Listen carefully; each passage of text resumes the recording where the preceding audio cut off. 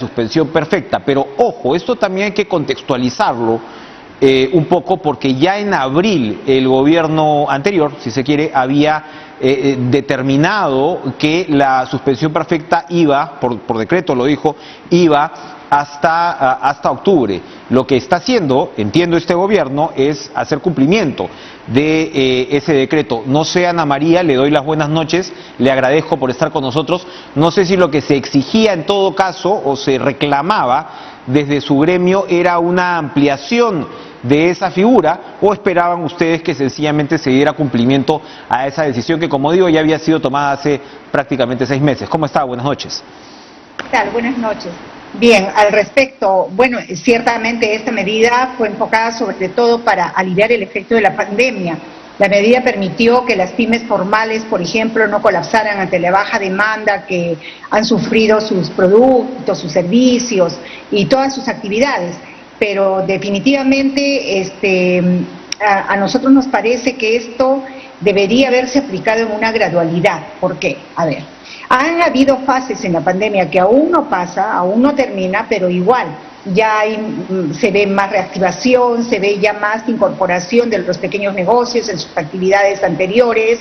Entonces, ahí tenemos varias fases. Creo que ahí debe haber una gradualidad, pero sobre todo una priorización también de rubros, de actividades, de áreas productivas. ¿Por qué? Porque, por ejemplo, vemos que en los pequeños negocios o las empresas en general que están dentro del rubro de la salud, por ejemplo, bien podrían, esta suspensión perfecta no va. ¿Por qué? Porque ya esta nunca se ha detenido, esta siempre ha seguido. Sin embargo, nosotros si la comparamos con el rubro de turismo, vemos que en año y más no reciben ningún ingreso y recién estamos tratando de que el turismo local se mueva un poco, el turismo nacional.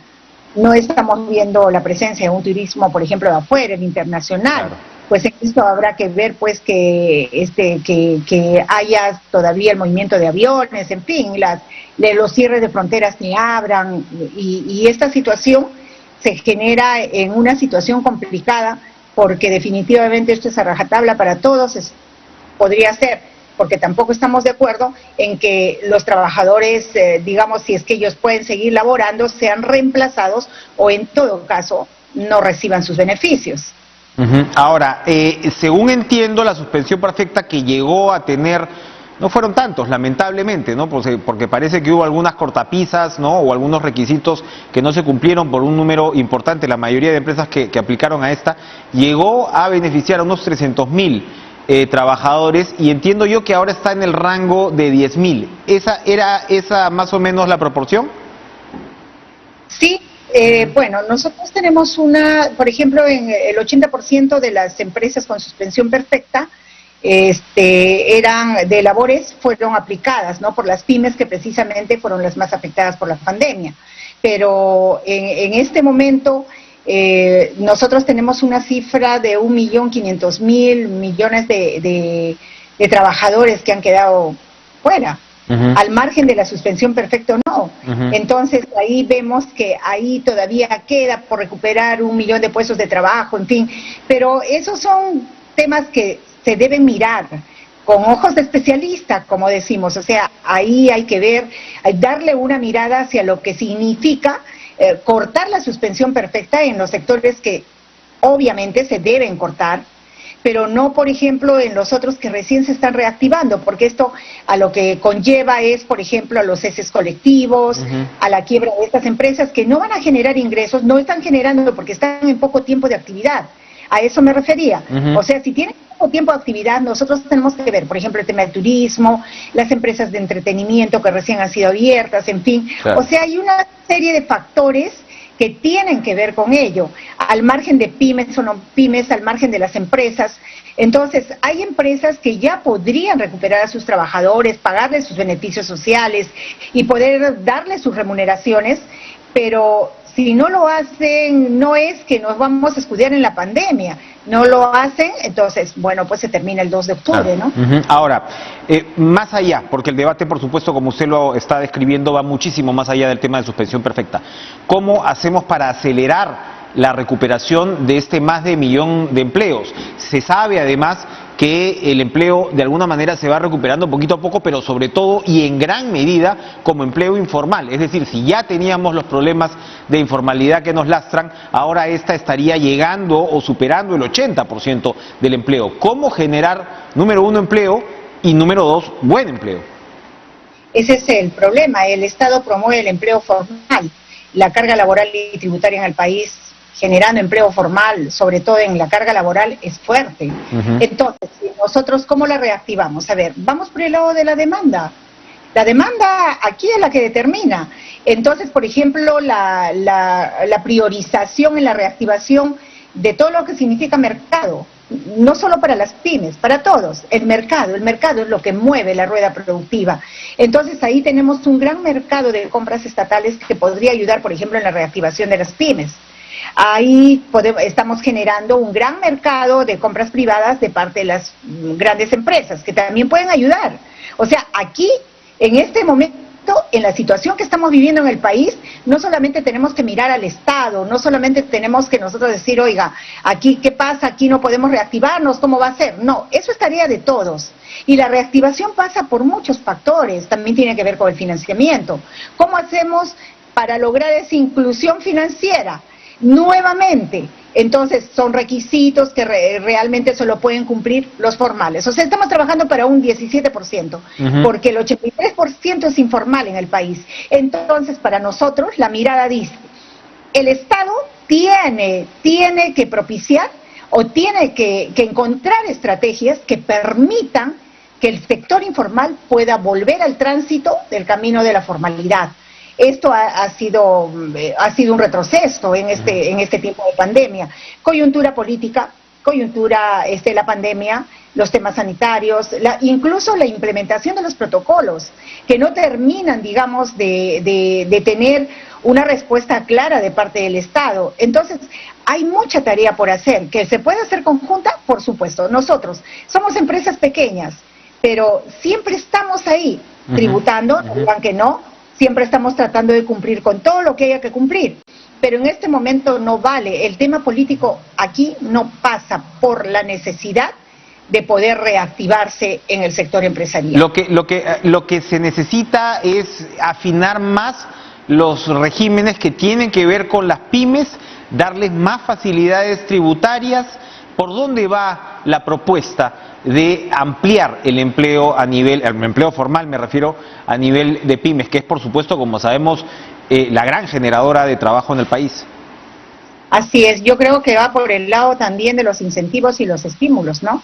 O sea, ¿cómo nos incentivamos? A ver, ¿cómo incentiva el Estado a las pymes? Al Estado no se le pide asistencialismo, no se les está pidiendo bonos, nosotros no estamos pidiendo bonos. Nosotros lo que estamos pidiendo son oportunidades de reactivación, y las oportunidades de reacción las tiene en su mano el Estado. Ese mercado de compras estatales, por ejemplo, se debe reactivar.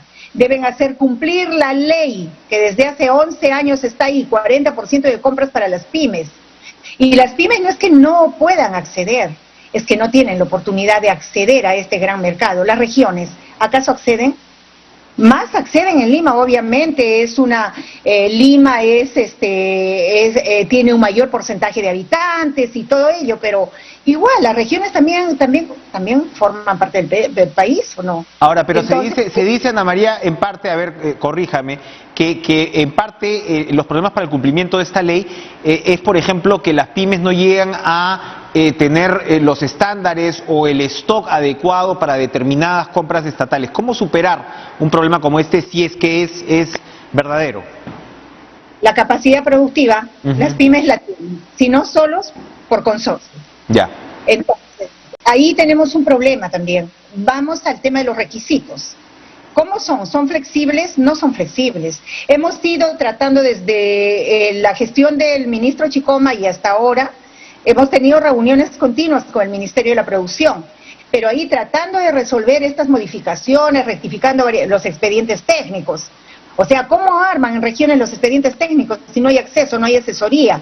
Y aparte, le digo, por ejemplo, un ejemplo, para entrar al programa de compras estatales, ¿podríamos nosotros tener un requisito que diga, oiga, solamente hay un proveedor en el país que te puede vender determinado insumo y tiene que ser ese insumo? Ahora, por otro lado, cuando uno accede y postula, fue cuando el dólar estaba a 3.30, claro, 3.50, 3.60, digamos, hace 3 meses, ¿ya? Demoran tanto que ahora el dólar está en 4.10 y más. Entonces, ¿qué pasa? Que si uno se retira, bueno, simplemente ahí no se puede volver a presentar. ¿Por qué? Porque ya tiene el compromiso de venta. O sea, ahí tenemos que modificar todas estas situaciones. Tenemos que ponernos del lado de las pymes, tenemos que conversar con los empresarios de la pequeña y microempresa que participan aquí. O sea, no se trata de una conversación de citarlos a una mesa de trabajo, habla el ministro, habla el otro ministro, van los dirigentes, pero no, esta no es una situación que se pase como algo liviano, o por agua tibia. Esto es algo más profundo y esto tiene que ver con la reactivación del país, porque las empresas, las pymes, generan empleo. O sea, aquí no estamos hablando y la cadena de valor. O sea, aquí no estamos hablando de empresas, sí, son muy chiquitas, ¿y qué hacemos con ellas? No, bueno, no son pocas tampoco, 99.5% entre todas. Pero lo que a nosotros nos preocupa sobre todo es el sector que ha pasado de la formalidad a la informalidad y que hoy están como ambulantes o están vendiendo en las calles sus productos. Terrible. Entonces, ya, pero ¿qué hacemos? ¿Qué dice el Estado en cuanto a eso? Ya, vamos a dar 2.000 millones para el PAEMIPE, que se quedó estancado por el cambio de gobierno, correcto. Pero ¿cómo lo van a dar? Al 17%. Postula el 17%, que tiene requisitos, tiene un RUC, tiene todo.